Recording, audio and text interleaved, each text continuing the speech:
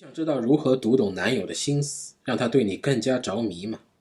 你想不想知道老公为什么越来越沉默，越来越不愿与你分享吗？你想知道为什么你的爸爸总是用他那一套来强迫你吗？你想知道你的儿子到底在想什么吗？欢欢迎迎来到来到心心里有数。我姓魏是一名塔罗文化的研究者。大家好，我是老徐，我是一名心理工作者。我们今天要开始一个全新的系列啊。我想大家一定会很奇怪，为什么会是这样的一个组合啊？一个从事心理学相关工作的男人和一个从事塔罗文化相关工作的男人会组合在一起做这样一档节目啊。所以想请魏老师来解释一下，今天为什么会到这里来。是这样的啊，就是从事塔罗这个研究以来啊，就是来咨询的95%是男女情感的问题。咨询的客户当中呢，有90%以上是女性，大部分的客户的情况和问题都比较接近啊，给我的感觉就是好像这些问题非常普遍所以实际上是你在你的这个工作当中，你会发现你有很多女孩子会问到跟他们的男朋友啊，或者是老公啊、伴侣之间存在的一些情感问题，是这样吧？对，是的，就是要么就是在冷战中，要么就是已经分手了问有没有挽回的可能啊，就问的最多的就是那个有没有第三者插足。所以魏老师，我想问你啊，你看我们两个都是男人啊，你觉得你自己了解男人吗？那得看你问的是哪一方面了，生理上对吧？我本来觉得就是我还挺了解的，男人嘛，本来就应该简简单单。不过这段时间的工作下来，就发现越来越搞不懂。在咨询的客户的口中啊，每个男人都好像都不太一样，存在各种各样的问题。那你觉得女生们、女孩子们，她们会有多了解男人？会不会反而比我们男人更了解男人？这不好说啊，就是每个人对事物都有自己独特的一个解读的方式，对人也是。我不敢说男人和女人哪个更了解男人，但是不同的理解下，应该会有相同的问题，这倒是比较有一件有意思的事情。是啊，所以如果说这些女孩子在一段关系当中啊，其实如果她根本不了解男人的话，那你觉得这段关系最后会变得怎么样呢？那我就不知道了，反正大部分情况都不太好这个是比较现实的问题。是。那其实不光是在恋爱关系当中啊，有很多女性因为根本不懂男人，所以可能跟自己的爸爸也好啊，儿子也好啊，甚至是职场上面的同事或者上司，因为也会有很多男性嘛，都会相处得很糟糕啊。所以我今天想跟你聊一聊，我们今天的话题就是男人到底是什么？所以男人到底是什么？男人到底是什么？在解释这个问题之前呢，我想先跟您介绍两位心理学家。第一个叫罗伯特·摩尔，他呢是一个荣格学派的心理学家。他主要的工作啊，其实就是专门研究男性的心理。另一个呢叫做道格拉斯·吉列特，他呢也是一个心理学家，但比较有趣的是啊，他同时还是一位神话学家。这两个人呢，作为心理学家来讲，其实都是荣格学派的心理学家。那魏老师，不知道你有没有听说过荣格这个名字？荣格这个你就问对人了。我在研习塔罗的时候就听到这个名字。是吧？据我所知啊，就是荣格的整个一个心理学的理论呢，就是受到了塔罗牌的启发。就是我们塔罗牌里面最常见的一个解读过程，就是将过去、现在和未来进行不断的连接通过一些具象的图像信息把人的整个一个潜意识进行一个具象化。那这个过程恰好就是在心理学的范畴里面。对。所以这两位刚才提到的荣格学派的心理学家，他们在许多年之前啊，就一起开始合作，基于这个荣格的理论体系啊，他们就提出了一个概念，叫做男人的4种原型。所以魏老师啊，我们今天就来讨论一下这4种男人的原型。那魏老师，我想先问一下你，你知不知道这个原型是一个什么样的概念？我大概会用4个字来解释啊，这个原型这2个字啊，你那就说。是底层逻辑。因为啊，就是我理解啊，底层逻辑是世间万物运作的一个基本规律啊，是一个思维模型或者一个行为的一个特点啊。大概这个原型啊，应该也就是这个意思。差不多啊，其实您说的很对的啊，因为原型是心理学家荣格啊，在他的理论体系当中，他提出来的一个非常重要的概念。那其实按照荣格的说法，他说原型啊是存在于我们全人类的一个集体潜意识当中一种非常普遍又非常原始的这样一种心理模式。那在心理学的领域里，那我们的原型又有什么作用呢？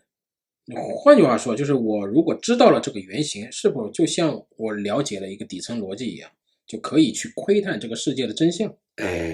你这个问题问得非常的好，非常的好。你说的这个底层逻辑，我觉得这个词用得很贴切的。但是，倒不是说要窥探世界的真相啊，至少对于我们今天要讨论的这个主题男人来讲啊，我觉得是可以帮助大家对男人这个群体有一些更进一步的认识。是不是也就是说啊，就是来我这里咨询的朋友，也可以通过最基础的这些原型啊，去进一步了解自己和他的对象。所以刚才提到的2个心理学家罗伯特·摩尔跟道格拉斯·吉列特，他们2个人呢，就基于荣格的原型理论，提出了男人所具有的4种原型，也就是我们今天的主题啊。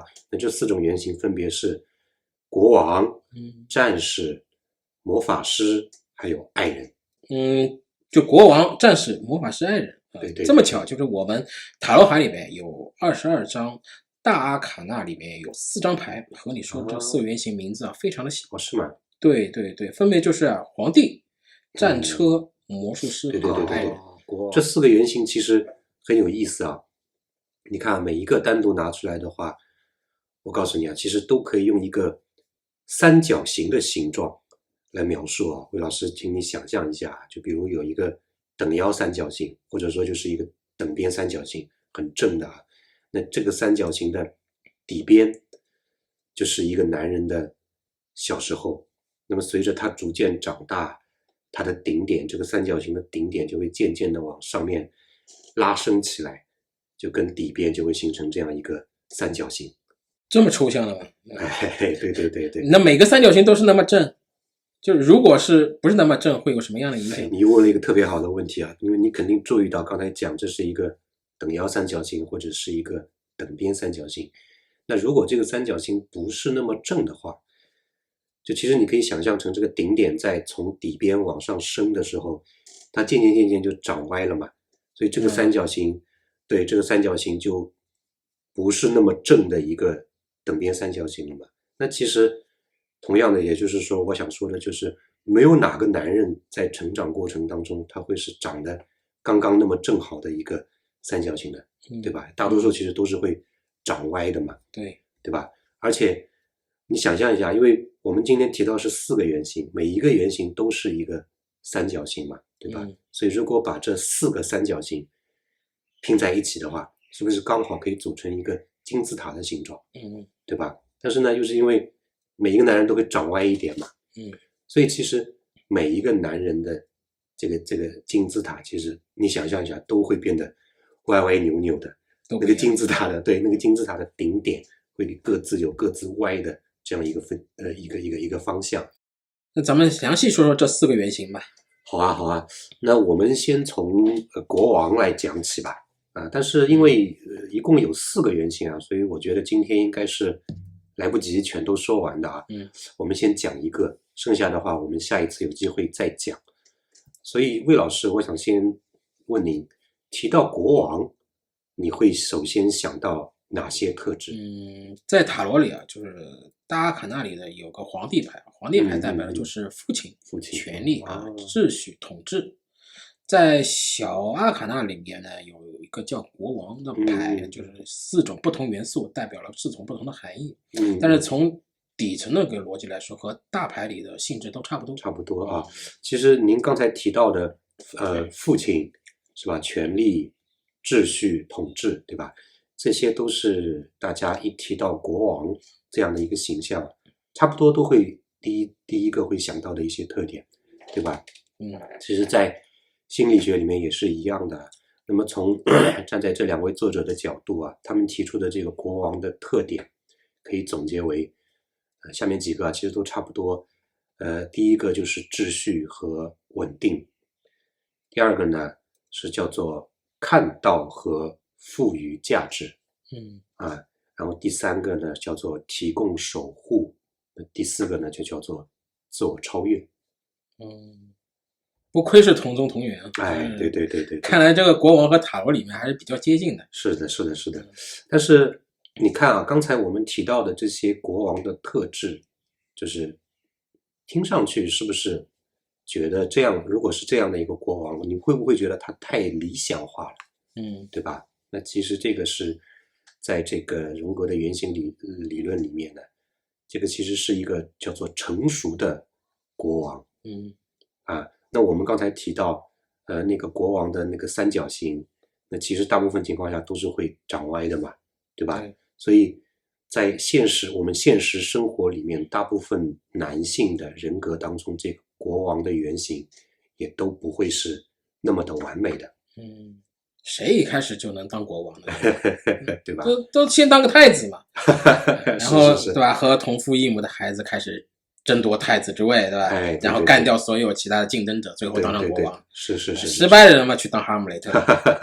对，所以您提到点子上了啊，所以我就想要问一下您啊，您觉得在这个原型当中，在这个原型当中，国王他小的时候，也就是说，当这个男人还没有长大的时候，你觉得会是一个什么样子？那就是小的国王嘛，就是其实应该是那种比较养尊处优的那种小孩，对吧？从小接受比较好的教育和资源，有最好的一个成长环境，赋予他的使命，同时也给他最大的一种压力。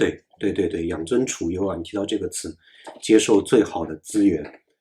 其实在这个原型里面啊，你看国王在小的时候啊，他被称作这样一个概念，叫做神圣的小孩啊。其实这个神圣小孩呢，在心理学里面还有一个对应的概念可以去解释，叫做全能自恋。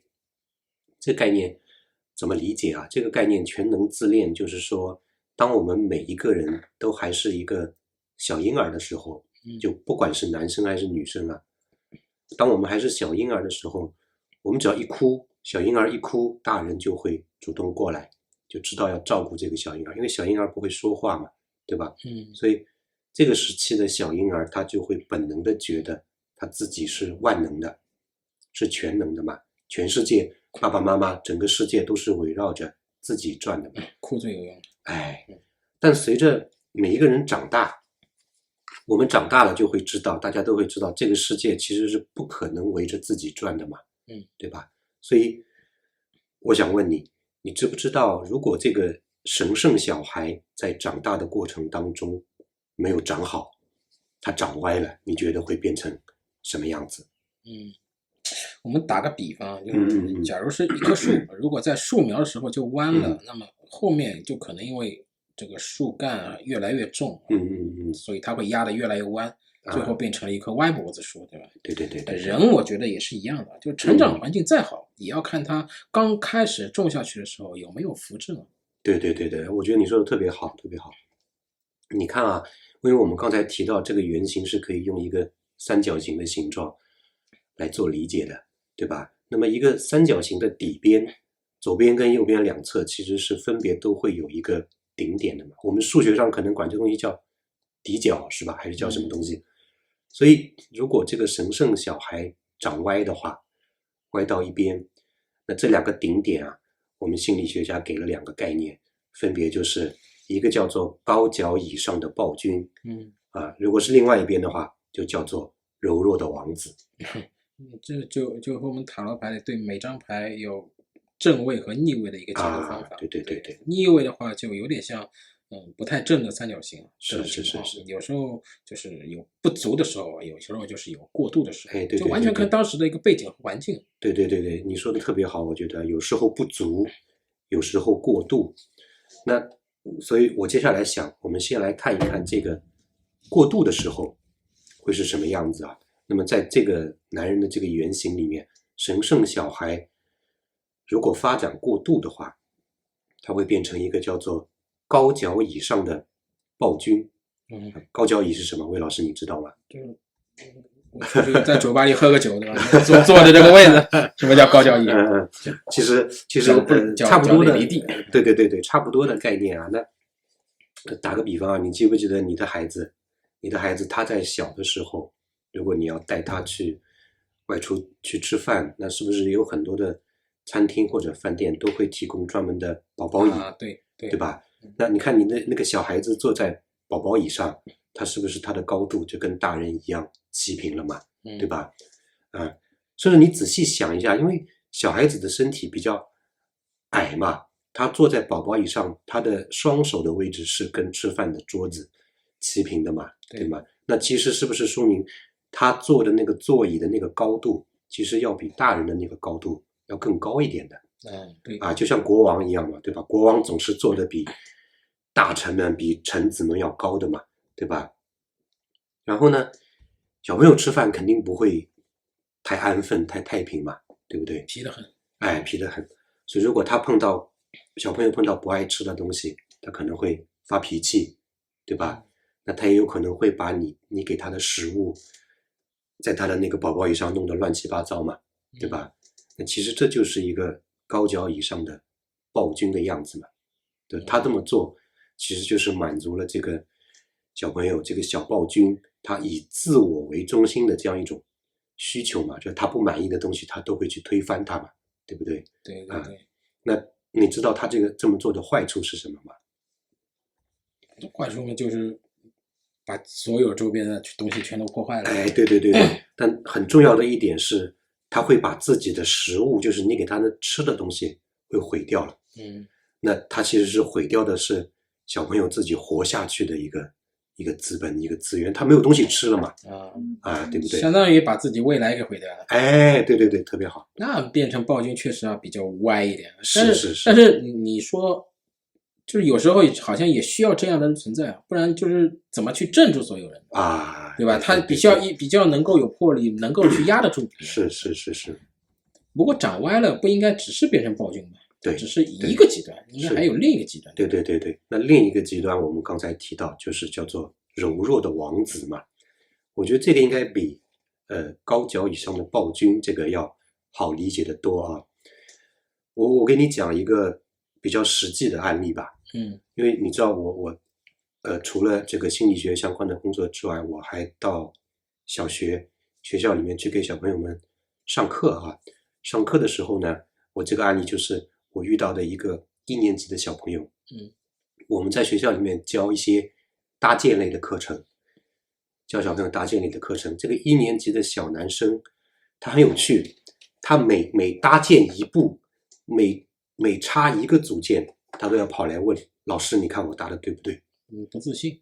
不自信，对，他非常的不自信。那其实这就是一个柔弱的王子的一个特征，就是他是在等待别人给他答案，他的依赖性很强。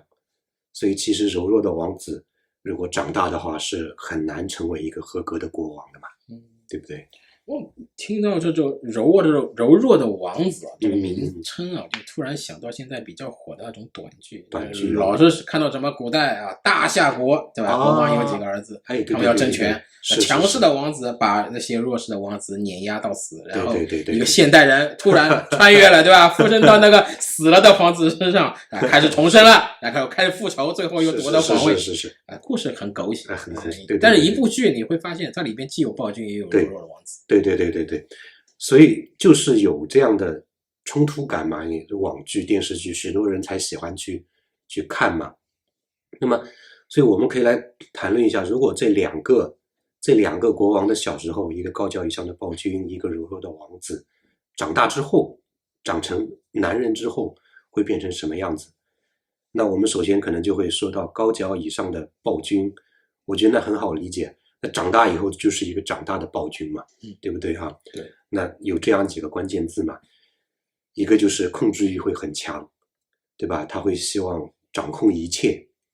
那另外一面呢，可能就是他会非常的害怕失去他的权威，因为国王嘛，他的这个权威会失去，所以他会要求所有人都要服从自己的意志。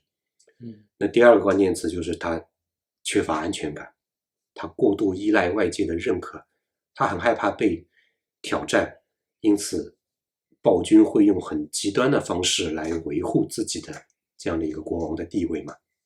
那么再接下来他就会变得情绪不稳定，他会很容易暴躁发怒，然后会有焦虑啊，会因为恐惧而做出一些比较冲动的决定，那么有可能就会伤害到身边的人，对吧？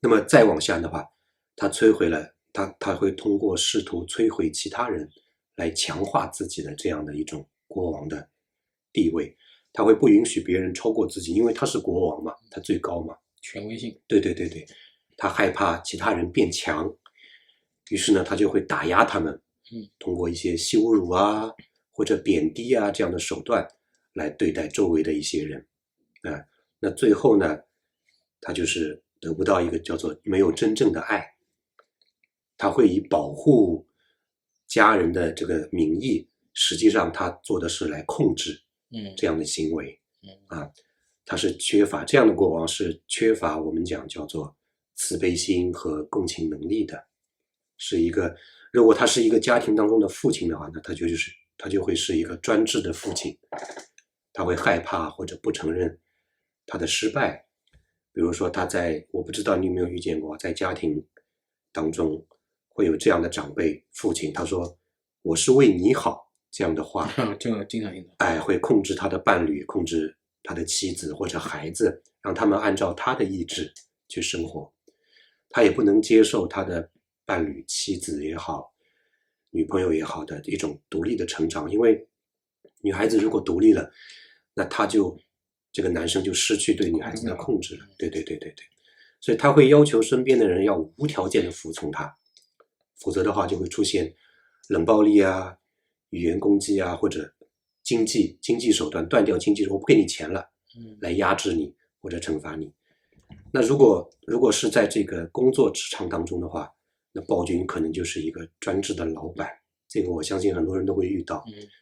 他呢不会培养手下成为人才，因为他害怕自己的下属会超过自己，他会拒绝团队合作，因为在职场上他相信只有我说了算。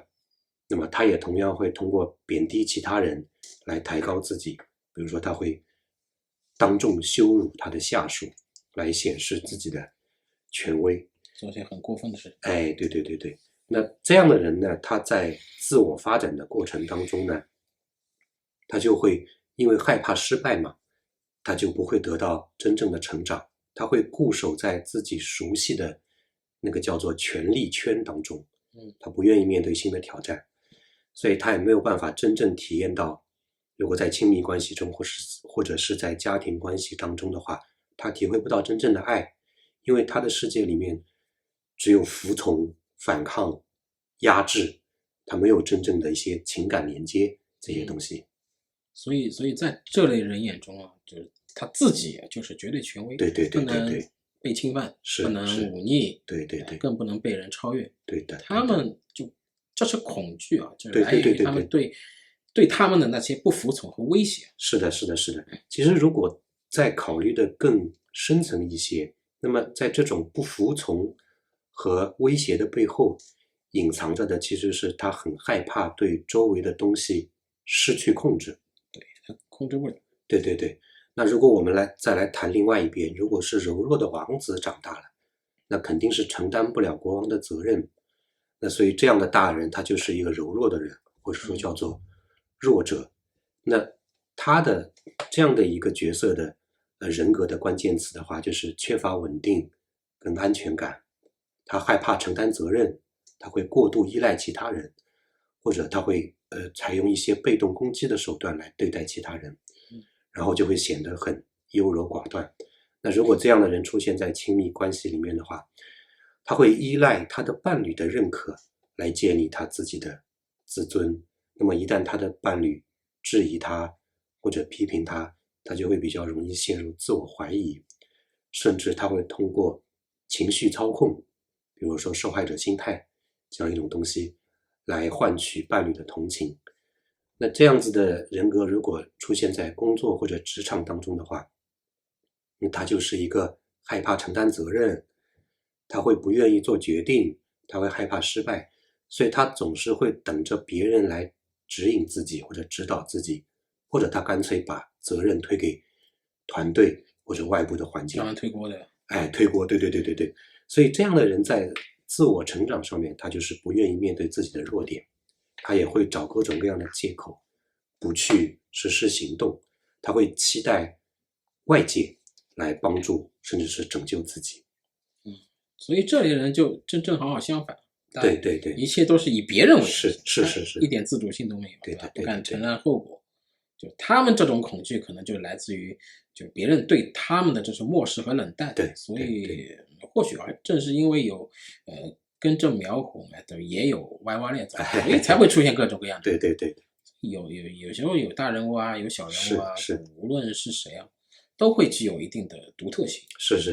不过不论是对我们来说，还是对我们的下一代来说，就是对能不长歪就尽量不长歪。是的，毕竟长歪的路不好走。对，就我们需要好好思考一下后面该怎么走。是。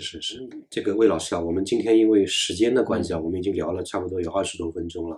是。那我们只聊了一个原型，叫做国王。那我想这个剩下的3个原型啊，我们在之后再做新的内容来跟大家进行一个分享啊。那也希望大家如果喜欢我们这个系列的话，可以帮我们点赞关注，也可以转发给你的朋友们啊，让他们来更多的了解男人这样的一个群体啊。同时啊，就是也欢迎观众朋友给我们留言。如果有咨询想法的朋友们，也可以私信给我们。好，那我们今天就到这里好吗，魏老师？好，拜拜。